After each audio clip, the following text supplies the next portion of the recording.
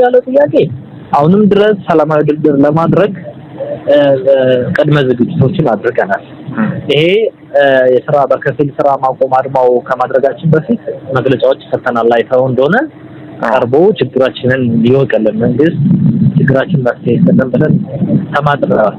አልሞስት አንድ ወር ሙሉ የሚዲያ ዘመቻው እሱን ነው የሚመለከተው። ግን መንግስት ችላና ዝምታን ነው የመረጠው።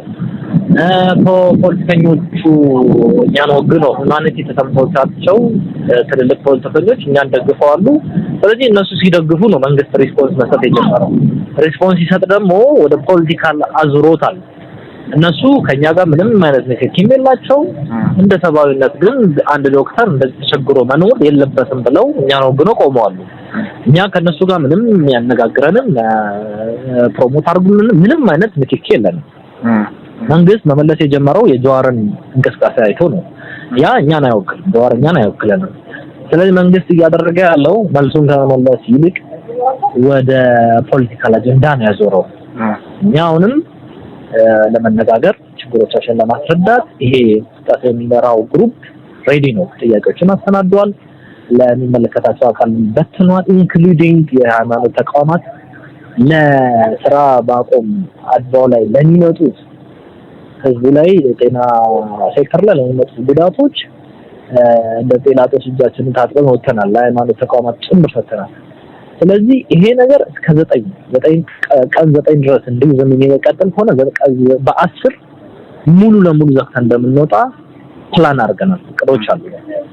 ስለዚህ መንግስት በማንኛውም ሰዓት ደራደራለሁ፣ እነጋገራለሁ፣ ችግራችንን ለመስማት ዝግጁ ነኝ ካለ ቁጭ ብለን ማናወራበት ምንም ምክንያት የለም። ለምን እኛ የዳቦ ጥያቄ እንጂ የጠየቅነው የስልጣን ጥያቄ አልጠየቅንም። ስለዚህ ራብን፣ ተቸገርን፣ ልብስ መቀየር አልቻልንም ነው ጥያቄው። ትራንስፖርት እየተቸገርን ነው፣ ልጆቻችንን ማሳደግ አልቻልንም ነው ጥያቄው። ስለዚህ ወይ ጦር አንግተን አይደለም የተከራከርን ያለነው በሰላማዊ መንገድ ይስማል ነው። ይሄ ይቀጥልና ቀን 10 ላይ ግን ሙሉ ለሙሉ እንዘጋለን። ይሄ ነው በእኛ በኩል ያለው። በጤና ሚኒስቴር በኩል ትላንት በሰጠችው ኢንተርቪው ላይ ሌላ አጀንዳ ለመስጠት ይሄን ያህል አንገብጋቢ ጥያቄ አይደለም ብላለች። አዎ ለሷ ሊሆን ይችላል። ስልጣን ላይ ላሉት ለሆስፒታል መሪዎች የታላቸው ትራንስፖርት መኪና ይሰጣቸዋል፣ ጥሩ አበላላቸው፣ አበላላቸው፣ ደሞዛቸው ጥሩ ነው። ስለዚህ እነሱ የቁንጦት ጥያቄ ነው ለነሱ። ለኛ ግን የሰርቫይቫል ጉዳይ ነው። የመኖር ያለመኖር፣ የመብላት ያለመብላት ጉዳይ ስለሆነ እስከ ጥግ ድረስ እንሄዳለን። ሰምተናል፣ የሚኒስትሯን መግለጫዎች ሰምተናል። ከኛ ጋር ምንም የሚያገናኘው ነገር አልመለሰችም። ያና አንገብጋቢ ጥያቄ አይደለም ብላለች። ወይ እንግዲህ እስቲ መጨረሻው ላይ እናያለን የማን አንገብጋቢ ጥያቄ እንደሆነ የማን ደግሞ አንገብጋቢ ጥያቄ አለመሆኑን ማለት ነው። ስለዚህ ከመንግስት ጋር አሁንም ቸልተኝነት ነው የሚታየው።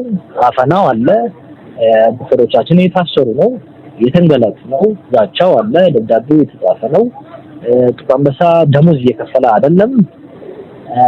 የቃል ማስጠንቀቂያ ሲኒየር ተማሪዎች ሬዚደንት ተማሪዎች የምንላቸውን የቃል ማስጠንቀቂያ የጽሁፍ ማስጠንቀቂያ የተሰጠ ነው። ይሄ ሁሉ ግን መፍትሄ ያመጣል ብለን አናስብም። እንደማህበር እኛ ቁጭ ብለን እንነጋገር የኃይል እርምጃዎች ያን ሀል ሶሉሽን ያመጣሉ ብለን አናስብም። ግን ያን መርጧል መንግስት። ስለዚህ እስከ 9 እንቀጥላለን። እንደዚህ ፓርሻል ስትራይክ አድርገን እንቀጥላለን። በ10 ግን ሙሉ ለሙሉ ዘግተን እንደሚመጣ እኛ በተሰባችን አዝቀናል። ጥያቄዎቹ ምላሽ እስከሚያገኙና ከመንግስት አካላት ጋር ንግግር እስከሚደረግ ድረስ በከፊል ስራ ማቆሙ ይቀጥላል የተባለ ሲሆን ግንቦት 10 ቀን 2017 ዓ.ም ሁሉም ሰራተኛ እንደሚያቆም ይታሰባል ሲሉ የንቅናቄው አስተባባሪዎች ገልጸዋል። ከዛሬ ግንቦት 5 ቀን 2017 ዓ.ም ጀምሮ እስከ ግንቦት 9 ቀን 2017 ዓ.ም ይቆያል የተባለው የጤና ባለሙያዎች ከፊል የስራ ማቆም አድማን በተመለከተ ምሽቱን ለሪፖርተር ማንነታቸውን እንዲገለጽ ያልፈለጉ የኢትዮጵያ ጤና ባለሙያዎች ንቅናቄ አስተባባሪዎች መረጃ ሰጥተዋል። ንቅናቄው እንደገለጸው በኢትዮጵያ 42 ገደማ በሕክምናው ዘርፍ የተደራጁ ማህበራት የሚገኙ ሲሆን አብዛኞቹ የባለሙያውን ጥያቄ በመተው ከመንግስት ጋር ተሰልፈዋል ሲል ወቅሷል። ቀናት በፊት የዚህ ንቅናቄውም መግለጫ ሲያወጣ ከመንግስት ጋር ምናልባት መነጋገር የሚያስችሉ ብሎ ሁኔታዎችን ቅድመ ሁኔታዎችን ሲያስቀምጥ ያው 3 ቀናት ብሎ በተለይም የዛሬን ሳይጨምር ወይም ደግሞ ይሄ ከፊል ስራ አድማው ሳይጀምር በፊት ባለው ጊዜ ውስጥ የሚል ሐሳብ ነበረው። ከዚህ በኋላ ምን አይነት አካሄድ ነው ሊኖር የሚችለው በእናንተ በኩል? በአጠቃላይ በእናንተ በኩል የሚኖረው ሂደት ምንድነው? በመንግስት በኩል እየታየ ያለው ሁኔታ እንዴት ነው የሚገልጽ? በእኛ በኩል መንግስት ጥያቄዎቻችን የዳቦ የሚሆኑት ትቶት ወደ ፖለቲክስ አዙሮታል። እኛ ፖለቲክስ አይደለም እንትናችን ጥያቄያችን የዳቦ ነው። ስለዚህ ሊትራሊ ከፖለቲካል የጸዳ ሰላማዊ ጥያቄ ነው እየጠየቅን ያለ ነው። ተቃውሞቹን እነ ጃዋር መሐመድን እነ ታዬ ደንደዓ ማየት እንችላለን። እነሱ እኛን ስለረዱ ብቻ ጥያቄያችን ተቀልብሷል። ይሄን በተቻለ መጠን ለማረጋገጥ ፖለቲከኞች ከኛ እንቅስቃሴ ውጡ የሚል መግለጫዎች ጽሁፎች እየጻፍን ነው። መንግስትን ግን እንደዛ ቢረዳን ሰላማዊ ትግል ነው የጀመርነው። ቁጭ ብለን እንነጋገር፣ ችግሮቻችን ይውልን ነው። ምንም አይነት የፖለቲካል አጀንዳ የለውም። ምንም አይነት የስልጣን ጥያቄዎች የሉትም። 12 ጥያቄዎቻችን የሰርቫይቫል ጥያቄዎች ናቸውና መንግስት በስርዓት ቢረዳን ሰላማዊ ጥያቄዎች ነው እየጠየቅን ያለ ነው።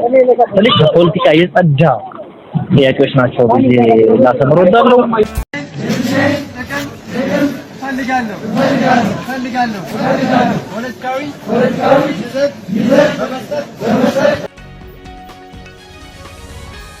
ጤና ባለሙያዎች አድማ በሁሉም አካባቢዎች ተግባራዊ መደረጉን የደረሰን መረጃ ያመለክታል። የንቅናቄው አስተባባሪዎች በይፋዊ የማህበራዊ ትስስር ገጻቸው እንዳስታወቁት በዛሬው ዕለት ጸጥ ረጭ ብለው ከዋሉት የሕክምና ተቋማት መካከል አለርት ሆስፒታል፣ አዲስ አበባ ጥቁር አንበሳ ሆስፒታል፣ ቅዱስ ጳውሎስ ሆስፒታል፣ ጎንደር ዩኒቨርሲቲ ሆስፒታል፣ ንግስት ኢሌኒ ሆስፒታል፣ ወጨሞ፣ ደብረ ብርሃን ሆስፒታል፣ ዲላ ዩኒቨርሲቲ ሆስፒታል፣ ጥበበ ግዮን ስፔሻላይዝድ ሆስፒታል፣ ቡታጅራ ጀነራል ሆስፒታል፣ አዲስ ዓለም ሆስፒታል፣ ፈለገ ሕይወት ሆስፒታል፣ አቀስታ ጀነራል ሆስፒታል፣ ሐዋሳ ዩኒቨርሲቲ ስፔሻላይዝድ ሆስፒታል፣ አዲስ ዘመን ሆስፒታል፣ መዳወላቦ ዩኒቨርሲቲ፣ ጎባ ሪፈራል ሆስፒታል፣ ዱርቤቴ ፕራይመሪ ሆስፒታል፣ ጀልዱ ፕራይመሪ ሆስፒታል፣ እንጅባራ ጀነራል ሆስፒታል፣ ደባርቅ ጀነራል ሆስፒታል፣ ጃናሞራ ሆስፒታል፣ ዳባት ሆስፒታል፣ አድርቃይ ሆስፒታል እና ወልቂጤ ዩኒቨርሲቲ ስፔሻላይዝድ ሆስፒታል ይገኙበታል። ከዚህም በተጨማሪ በሁሉም ክልሎች እጅግ በርካታ ጤና ጣቢያዎችና ሆስፒታሎች ስራ ማቆማቸውን የገለጹት የንቅናቄው አስተባባሪዎች የሁሉንም ዝርዝር መረጃ በቅደም ተከተል እንደሚያቀርቡ አስታውቀዋል። አድማው ከጫፍ እስከ ጫፍ በመናበብ መተግበሩ በመንግስት ላይ ከፍ ያለ ድንጋጤ ማሳደሩን ተከትሎ የጤና ጥበቃ ምክትል ሚኒስትር ዶክተር ደረጀ ዱጉማ በዛሬው ዕለት ወደ ጳውሎስ ሆስፒታል ታጅበው በመሄድ በሆስፒታሉ አስተዳደርና ሬዚደንቶች ላይ ዛቻና ማስፈራሪያ መሰንዘራቸውን የንቅናቄው አስተባባሪዎች ጠቁመዋል። ዶክተር ደረጀ እናንተ የአመፅ ቀስቃሾች ናችሁ፣ ወደ ስራችሁ ካልተመለሳችሁ ከባድ እርምጃና ቅጣት ይወሰድባችኋል ማለት ለማስፈራራት ቢሞክሩም ሐኪሞቹ በአንድ ድምፅ የፈለጋችሁትን እርምጃ መውሰድ ትችላላችሁ፣ ጥያቄያችን እስካልተመለሰ ድረስ ወደ ስራ አንመለስም የሚል ምላሽ ሰጥተዋቸው በንዴት ተመልሰዋል ነው እየተባለው። ከብልጽግና በላይ ብልጽግና ነኝ ይላል እየተባለ የሚታማው የጎንደር ዩኒቨርሲቲ አስተዳደር ደግሞ በትናንትናው ዕለት የለጠፈው የማስፈራሪያ ማስታወቂያ የሚከተለው ነው። ቀን 5/9 ወር 2017 ዓ.ም ማስታወቂያ ለጎንደር ዩኒቨርሲቲ አጠቃላይ ስፔሻላይዝድ ሆስፒታል ጤና ባለሙያዎች ዛሬ ግንቦት 5 ቀን ይላል ትናንት ማለት ነው 2017 ዓ.ም ተንቀሳቅሰን ባየናቸው አንዳንድ የሥራ ክፍሎች ላይ የተወሰኑ ጤና ባለሙያዎች በየሥራ ክፍላችሁ ላይ አለመገኘታችሁን አረጋግጠናል። ስለሆነም እስከ ዛሬ ማክሰኞ ከቀኑ 8 ሰዓት ድረስ በየስፍራ ክፍላችሁ ልትገኙ ያሳሰብን በማትገኙ የጤና ባለሙያዎች ላይ አስፈላጊውን አስተዳደራዊ እርምጃ እንደምንወስድ በጥብቅ እናሳስባለን ከሰላምታ ጋር ይላል። ተመልካቾቻችን፣ አድማጮቻችን የባህር ዳር ፈለገ ሕይወት ሆስፒታል በዛሬው ዕለት ጸጥ ረጭ ማለቱ የታወቀ ሲሆን ሐኪሞቹ በትናንትናው ዕለት ለመጨረሻ ጊዜ ይህን ማስጠንቀቂያ ሰጥተው ነበር ወደ አደባባይ በመውጣት ፈልጋለሁ ፖለቲካዊ ይዘት በመስጠት የሚሸማቀቅ ባለሙያ የለም። እሱ የተበላበት ታሪክ ነው።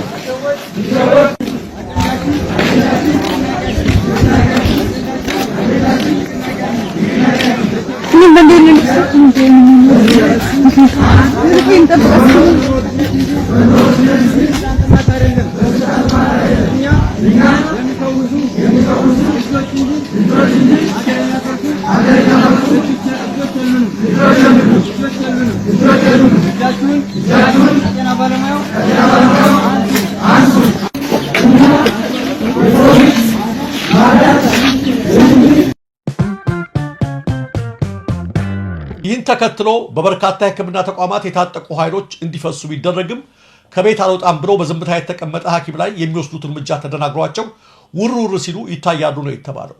በሌሎችም በርካታ አካባቢዎች አንዴ በማባበል አንዴ በማስፈራራት የሐኪሞችን አድማ ለማስቀረት የሚደረገው ሙከራ የቀጠለ ቢሆንም ሁሉም በአንድ አቋም መጽናታቸው ነው እየተነገረ ያለው። በሌላ በኩል ከሕክምና ባለሙያዎች የመብት ጥያቄ ጋር ተያይዞ ታስረው የነበሩ 3 ሐኪሞች በ10 ሺህ ብር ዋስትና ከስር ተፈተዋል። ከቀናት በፊት ከሰሞነኛው የጤና ባለሙያዎች እንቅስቃሴ ጋር ተያይዞ ከአርባ ምንጭ ዩኒቨርሲቲና ከአርባ ምንጭ አጠቃላይ ሆስፒታል ተወስደው ታስረው የነበሩ 3 ዶክተሮች በ10 ሺህ ብር ዋስ ከስር መፈታታቸውን ቤተሰቦቻቸው ናቸው የገለጹት።